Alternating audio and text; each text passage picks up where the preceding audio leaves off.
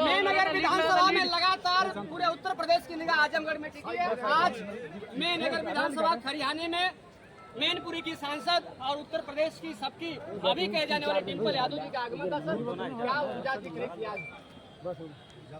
अच्छे बच्चे में नौजवान में बूढ़े में जो तीन माताएं बहनी आए थे, यहाँ की धरती गर्म थी,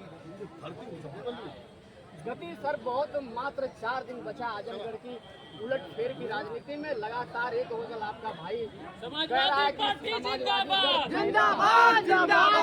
गढ़ को मैंने खत्म कर दिया है, अब ये आर्यन गढ़ है और ये समाजवादी गढ़ नहीं रहा है, समाजवादी बिकने वाली पार्टी है। क्या कहेंगे इस पर? ये आज की जनता का जोश देख सकते और हमारे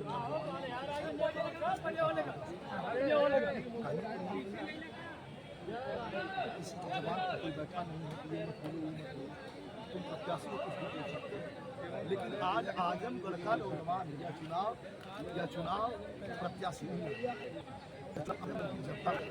जनता आजमगढ़ की पूरे हिंदुस्तान की जनता लड़ रही है। भारतीय जनता पार्टी का खेला खत्म।